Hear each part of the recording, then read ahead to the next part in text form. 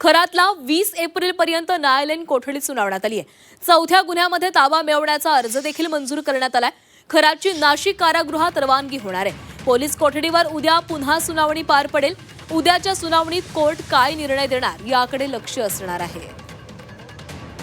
आणि या संदर्भामध्ये अधिक बोलूयात, आमचे प्रतिनिधी सागर गायकवाड आपल्या सोबत आहेत। सागर, खरातला 20 एप्रिलपर्यंत न्यायालयीन कोठडी देण्यात आलेली आहे। सोबतच चौथ्या गुन्ह्यात ताबा मिळवण्याचा अर्ज देखील मंजूर करण्यात आलेला आहे। काय अधिकचे अपडेट्स आहेत?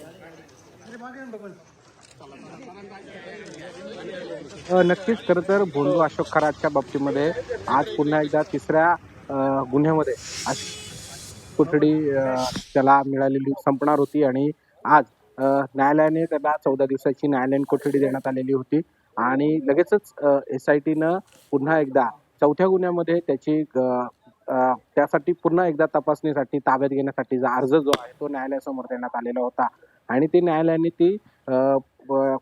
ती जी अर्ज दिलेला होता त्याबाबत मंजुरी दिल्याचं समजतंय।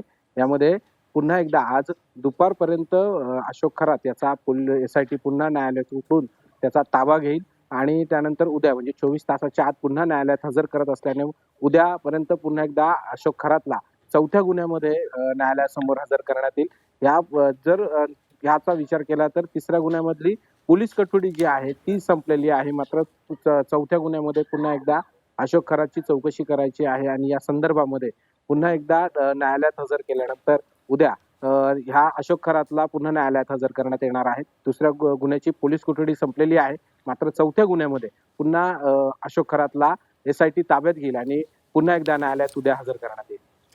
नक्कीच सागर, धन्यवाद दिलेल्या सविस्तर माहितीसाठी। तर उद्याच्या सुनावणीमध्ये कोर्ट आता नेमकं काय निर्णय देतं याकडे लक्ष असणार आहे।